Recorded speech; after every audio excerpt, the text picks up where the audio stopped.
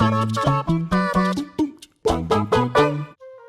a world in which most everything is available digitally at the click of a button, it's difficult to comprehend the idea that something may not be possible to buy anymore. I'm not talking temporarily stock either, I mean literally impossible to purchase, save for purchasing a second-hand copy at exorbitant prices, obviously. But if you want an original virgin copy of your own, well, tough luck, Stuart, because with what we're talking about here, it is impossible. Before the internet and the rise of digital media, it was fairly common for CDs, cassettes, and vinyl records to simply go out of print. If not enough people were buying them, record companies had no interest in creating stock just so it could sit around in a warehouse. When it comes to retail, shelf space is extremely valuable, and a handful of fans wanting a certain album isn't a strong enough business reason to spend money on production. In the end, there is just too much music being made for every single album to be kept in print. Normally, the music that doesn't stick around isn't worth hearing, but every so often something becomes unavailable only to later be recognized as valuable or interesting. These are those albums. I'm Will for What Culture, and here are 8 amazing music albums you can't buy anymore. 8. Prince, The Black Album. Originally slated to be released in 1987, Prince's The Black Album mysteriously vanished from shelves and was replaced by a completely different album titled Love Sexy. The album was set to release with no artist credit, title, or album cover, the case merely wrapped in a black sleeve. So what happened? Prior to its release, there was much speculation over the direction of the Black Album. It was reported that Prince was attempting to recapture the attention of his African-American audience, many of whom he'd alienated with his strong pop sound in recent years. The album was eventually released by Warner Brothers in 1994, but it has since become scarce once again, and there's been no word of a subsequent re-release, which is a shame really, because the album is regarded by critics and Prince fans as pretty damn good, exploring the funk genre much more prominently than his usual pop. 7. Crispin Glover. The big problem does not equal the solution equals Let It Be. Bizarre title, isn't it? It might make more sense if I mention the name Crispin Glover. You know, the guy who played George McFly in the Back to the Future films, who famously appeared on David Letterman in a state of bizarre paranoia. Glover's eccentricities are well documented and make for an absolutely fascinating watch and listen to. He recorded The Big Problem during the breaks in his movie career and released it in 1989. Though the album is absolutely crazy, swinging from strange covers to bizarre, circus-sounding music, it's also wildly entertaining and a huge piece of the Glover enigma. Many of the tracks are nothing more than Glover raving over different pieces of music, but there are legitimately good songs too, like Never Say Never to Always. That it's gone out of print is a shame, but it's also oddly fitting too, as the album's bizarre and surreal construction lends itself to a certain element of wistful impermanence. 6. COIL, Music to Play in the Dark, Volume 1 and 2. COIL was an experimental music duo from England that formed in 1982. The duo consisted of John Balance and collaborator Peter Christopherson. Though the band wrote music across a huge variety of genres, both volumes of Music to Play in the Dark were largely experimental, dreamlike in sound, and lyrical in tone.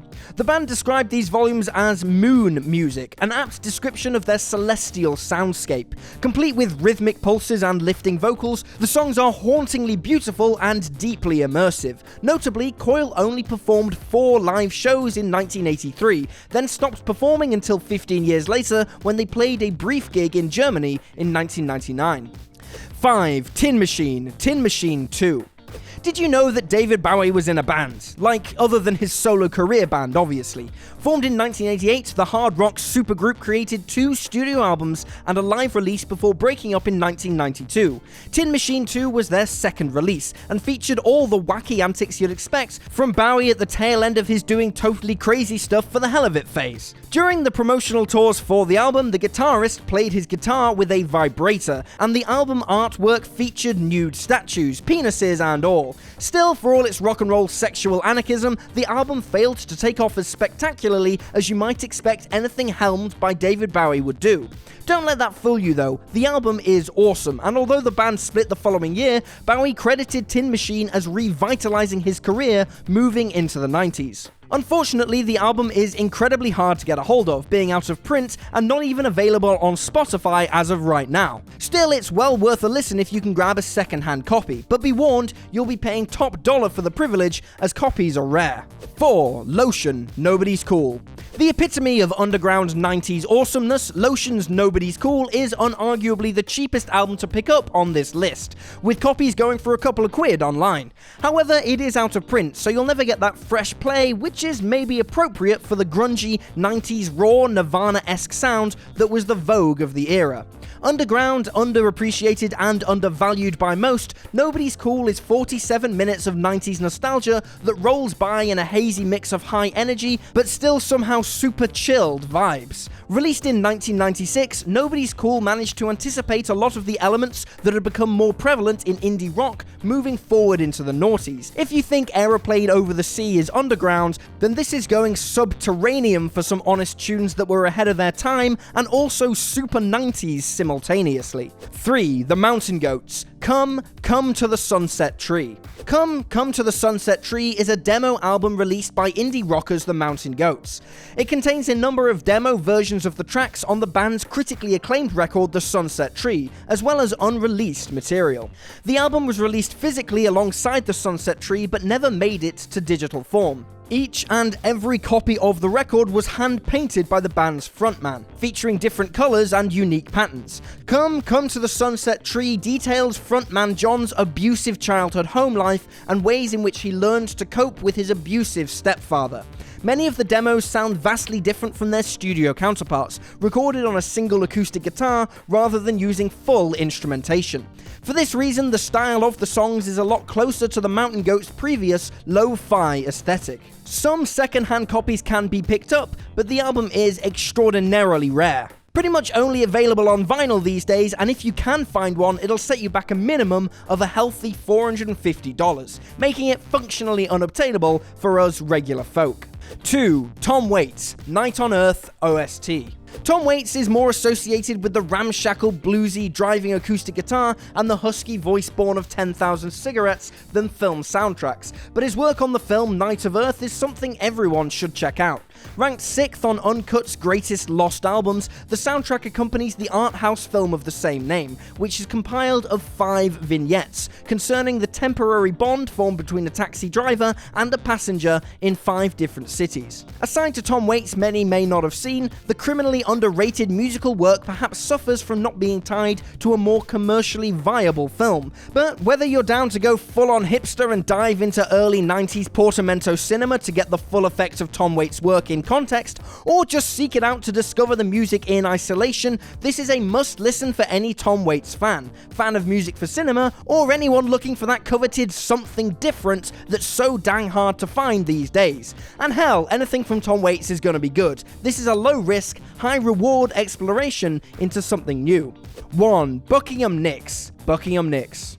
Recorded by Stevie Nicks and Lindsey Buckingham of Fleetwood Mac fame, Buckingham Nicks is an essential piece of history for Fleetwood Mac fans, and is actually regarded as a pretty decent album in of itself. Buckingham Nicks hasn't been commercially re-released since its initial release in 1973. Not only that, but the label that distributed it, Anthem, closed its doors a very long time ago, leaving the rights firmly in the laps of Nicks and Buckingham themselves.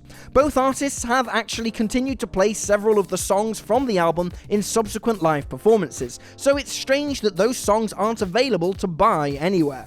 Though both Nicks and Buckingham have expressed interest over the years in having the record released digitally and on CD, nothing has ever come of it, which is a real shame, as it's fascinating to look back on a time where a work by the two titans of the music industry actually flopped, despite being great simply because they weren't yet household names. Perhaps most importantly, it's this album that landed the pair their inclusion in Fleetwood Mac, and the rest is music history.